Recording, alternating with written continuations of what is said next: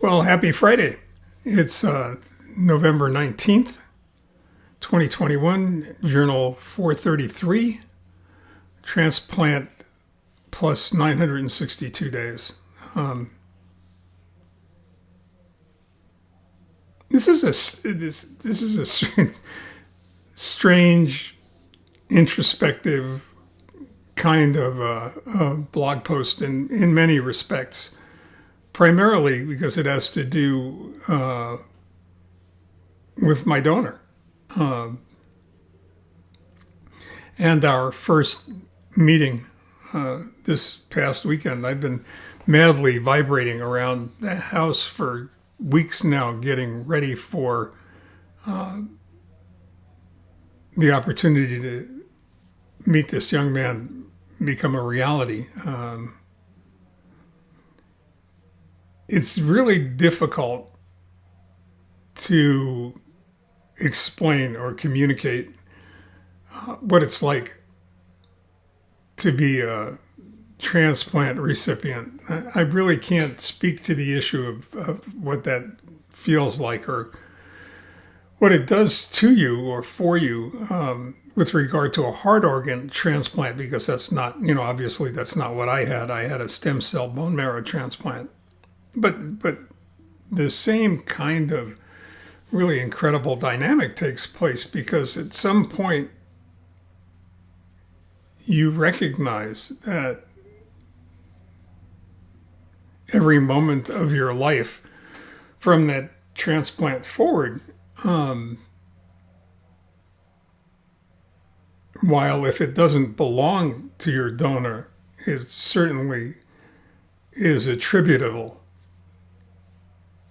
to your donor. And then having the opportunity to meet that individual, it's really quite special. To say thank you properly and to offer a proper hug.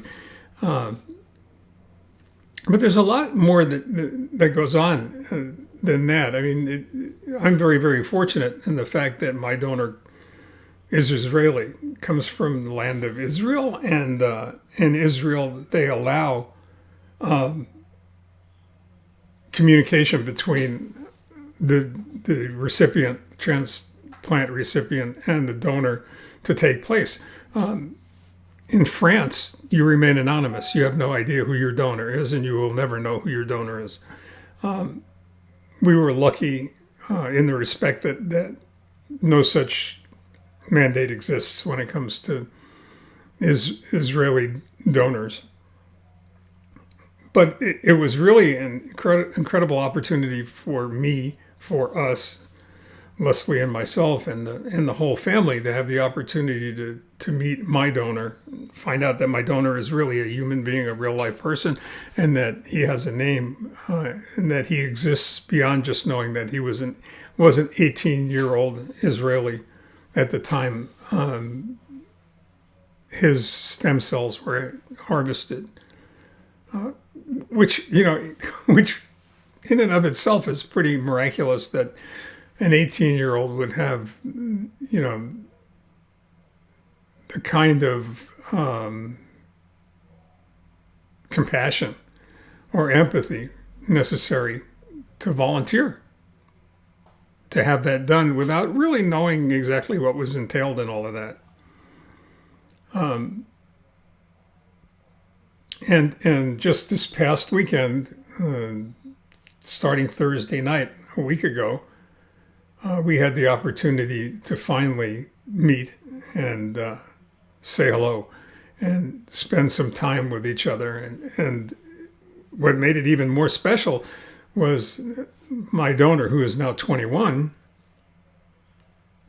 and out of the military, just released from service, the Israeli Defense Force, and his dad on a vacation to the East Coast found themselves able to go ahead and extend the trip and come to California and take the opportunity to meet us.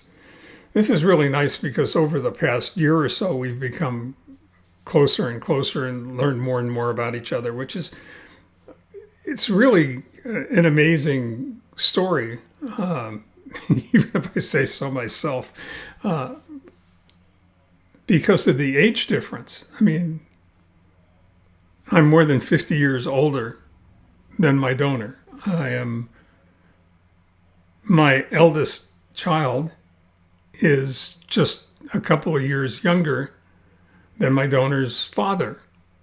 I'm older than my father. I'm older than my donor's grandfather, and yet we were able to spend quality time together, large blocks of time together, getting to know each other even better, and to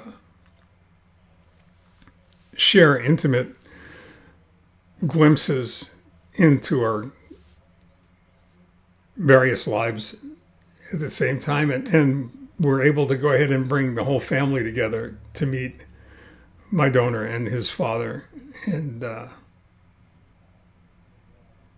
it was a powerful, emotional moment, worthy of sharing in many respects. For me, the relationship is the relationship and its implications are obvious, but they're not always obvious to everyone. And I know that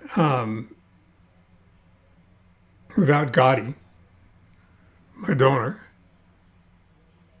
sharing his stem cells with me, there would have been an empty seat at that table when we were all together. I know for a fact that without his generosity, without him, there would be no me, simply stated. And I think that everyone seated at that table belonging to my family understood that and realized that his sharing his stem cells allowed us, Leslie and myself, to be there when our fourth grandchild was born, and will allow me to watch those kids grow up. And there are so many other things that are interwoven there as well. But there's another reason I feel compelled to share that story, because I don't think it should have to take a profound loss to help that realization, that transformational realization, take place. I think that we should be aware and awake enough to recognize that each of us plays a powerful role in the life of a number of other human beings. And we should be cognizant of that. We should be aware of it. We should act accordingly. And we should be grateful for those people who have that role in our lives as well. So it is perhaps the most powerful demonstration of a relationship that is the antithesis of a transactional relationship, which is what you would think transplant donation, the relationship between the donor and the recipient might be. I mean, as I wrote in the blog, I've got what you need. I've got stem cells. You need what I've got, stem cells. Let's get it done and move on from there. In the meantime, we've been fortunate enough to develop a relationship with this young man and his family now. And it's a pretty good example of what and how the world would work or should work if it worked the way it could. So I hope all of that made sense. It's difficult to get a beat on. It's difficult to really communicate, but I'm trying.